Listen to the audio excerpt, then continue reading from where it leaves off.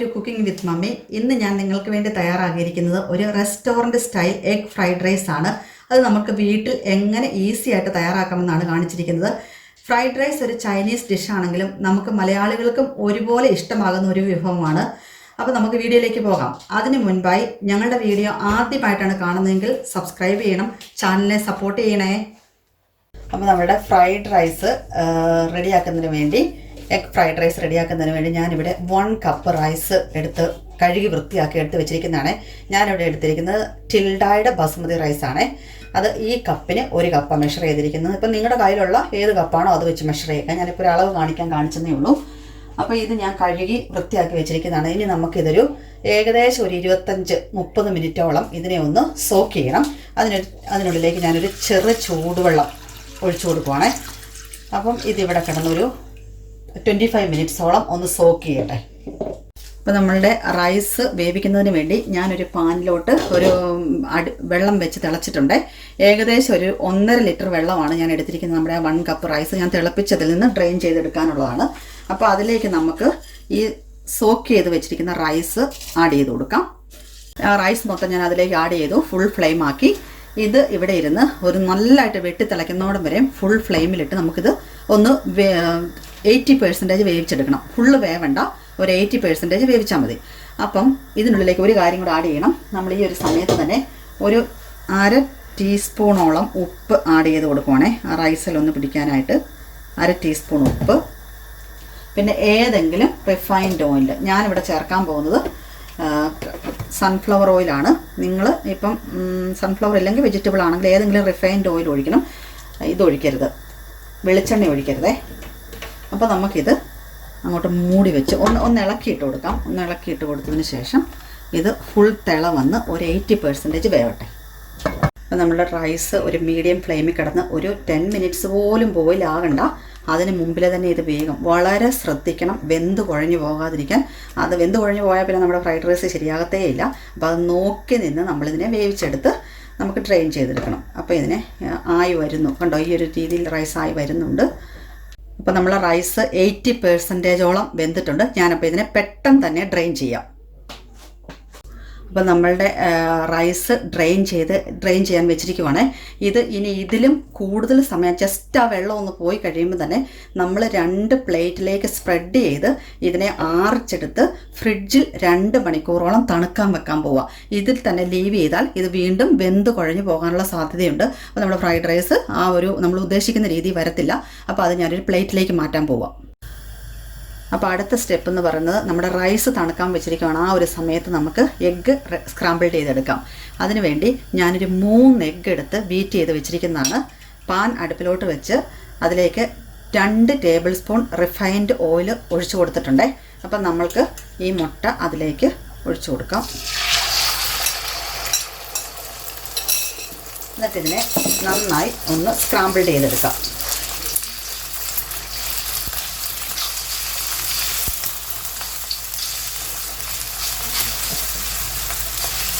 ഈ ഒരു സമയത്ത് നമുക്കിതിനുള്ളിലേക്ക് ഒരു പിഞ്ച് കുരുമുളകും ഒരു പിഞ്ച് ഉപ്പും കൂടി ചേർത്ത് നന്നായിട്ട് ഇതിനെ സ്ക്രാമ്പിൾ ചെയ്തെടുക്കാം.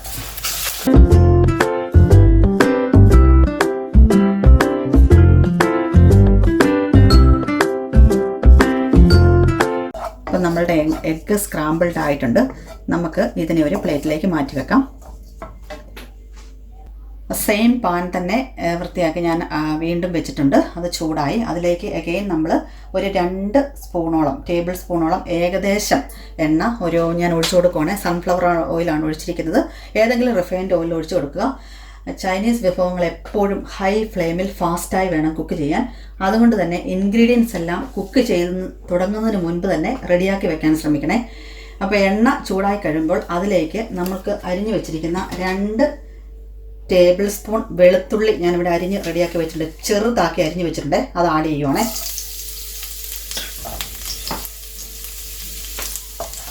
അതൊന്ന് കളർ മാറുന്നോടുമ്പോഴേ നമുക്കൊന്ന് ചെറുതായിട്ടൊന്ന് ഇളക്കി കൊടുക്കാം.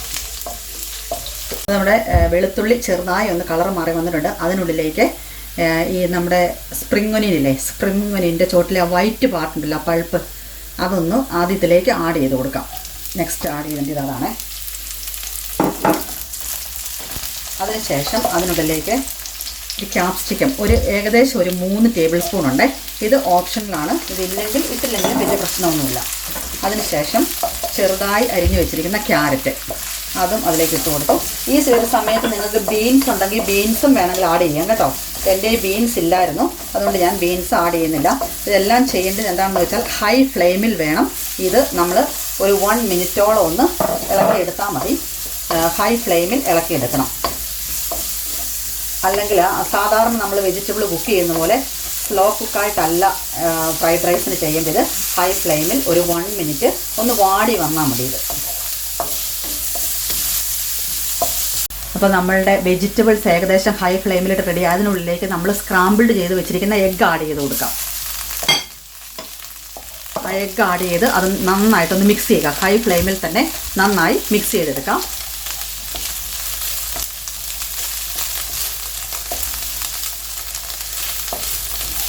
ഈ ഒരു സമയത്ത് നിങ്ങൾക്ക് വേണമെങ്കിൽ ഒരു മിക്സഡ് ഫ്രൈഡ് റൈസ് ആണ് ഉദ്ദേശിക്കുന്നതെങ്കിൽ ഉപ്പും കുരുമുളകും ഇട്ട് ചെറുതായി വേവിച്ചെടുത്ത ബോൺലെസ് ചിക്കൻ ഉണ്ടെങ്കിൽ ആ ചിക്കൻ ആഡ് ചെയ്ത് കൊടുക്കാം. ബീഫ് വേണമെങ്കിൽ വേവിച്ചെടുത്ത് ആഡ് ചെയ്ത് കൊടുക്കാം. പ്രോൺസ് അങ്ങനെയുള്ള എന്ത് സാധനങ്ങളും ഈ ഒരു സമയത്ത് ആഡ് ചെയ്ത് കൊടുത്താൽ നമുക്ക് അങ്ങനെ മിക്സഡ് ഫ്രൈഡ് റൈസ് ആയിട്ടും ചെയ്യാം. ഞാൻ പക്ഷേ ഇന്നിവിടെ ചെയ്യുന്നത് ഒരു എഗ് ഫ്രൈഡ് റൈസ് ആണ്. അപ്പോൾ നമ്മളുടെ വെജിറ്റബിളും എഗ്ഗും സ്ക്രാമ്പിൾഡ് എഗ്ഗും എല്ലാം കൂടെ നന്നായി മിക്സ് ചെയ്തിട്ടുണ്ട്. ഈ ഒരു സമയത്ത് നമ്മൾ ഫ്ലെയിം നന്നായി കുറച്ചതിന് ശേഷം ഒരു 2 ടേബിൾ സ്പൂണോളം സോയാ സോസ് ചേർത്ത് കൊടുക്കാം. സാധാരണ ചില സോയാ സോസുകൾക്ക് ഉപ്പ് നല്ല ഉപ്പ് കാണുമേ. അപ്പം നമ്മൾ അതനുസരിച്ച് നോക്കി വേണം പിന്നെ ഉപ്പ് ആഡ് ചെയ്ത് കൊടുക്കാൻ. ഓൾറെഡി നമ്മൾ റൈസിൽ കുറച്ച് ഉപ്പിട്ടാണല്ലോ വേവിച്ചെടുത്തിരിക്കുന്നത്. അപ്പോൾ അതനുസരിച്ച് നോക്കി ഉപ്പ് ആഡ് ചെയ്ത് കൊടുത്ത് നന്നായി അതിനെ ഇളക്കി വീണ്ടും ഹൈ ഫ്ലെയിമിൽ, അത് കഴിഞ്ഞ് നമുക്ക് ഇങ്ങോട്ട് ഫ്ലെയിം കൂട്ടി മിക്സ് ചെയ്തെടുക്കാം. അപ്പം നന്നായി ഇതിനെ നമുക്ക് വീണ്ടും ഹൈ ഫ്ലെയിമിൽ ഇട്ട് മിക്സ് ചെയ്ത് എല്ലാം കൂടി ഒന്ന് യോജിപ്പിച്ചെടുക്കാം.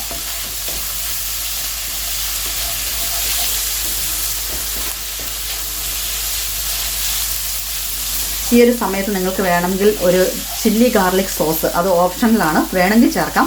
ഞാനിപ്പോൾ ഇവിടെ ചേർക്കുന്നില്ല, ഞാനൊരു സോയാ സോസ് മാത്രമേ ചേർക്കുന്നുള്ളൂ.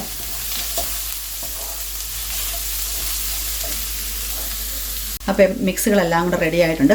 അതിനുള്ളിലേക്ക് നമ്മൾ നേരത്തെ വേവിച്ച് ആർച്ചെടുത്ത് വെച്ചിരിക്കുന്ന റൈസ് ആഡ് ചെയ്ത് കൊടുക്കാം. പിന്നെ നമ്മൾ ഹൈ ഫ്ലെയിം നന്നായിട്ട് വീണ്ടും കൂട്ടുന്നു. നന്നായി മിക്സ് ചെയ്തെടുക്കാം. മിക്സിംഗ് ആണ് ഫ്രൈഡ് റൈസിൻ്റെ ഏറ്റവും ഇമ്പോർട്ടൻ്റ് ആയിട്ടുള്ളൊരു കാര്യമാണ്, മിക്സ് ചെയ്തെടുക്കുക എന്നുള്ളത്. അപ്പോൾ അത് ഹൈ ഫ്ലെയിമിലിട്ട് എല്ലാം കൂടെ യോജിക്കുന്നതോടെ വരെ നന്നായിട്ട് മിക്സ് ചെയ്തെടുക്കണം. ഇതിൻ്റെ ഓരോ അരിമണികളും കളർ മാറണം. ആ വൈറ്റ് കളറിൽ തന്നെ കിടന്നാൽ അതിൻ്റെ അർത്ഥം അത് സുഖം മിക്സ് ആയിട്ടില്ലെന്നുള്ളതാണ്. അപ്പം നമ്മൾ നന്നായിട്ട് കളർ മാറുന്നോടം വരെ മിക്സാക്കി കൊടുക്കാം.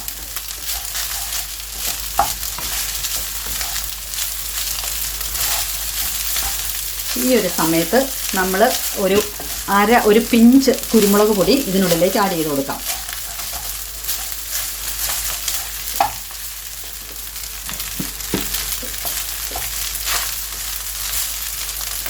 ഒരു പിഞ്ച് കുരുമുളക്.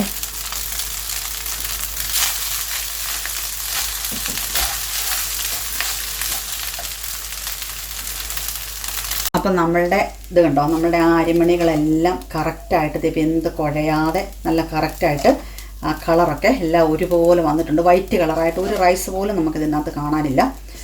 കറക്റ്റ് മിക്സിങ് റെഡി ആയിട്ട് വന്നിട്ടുണ്ട്.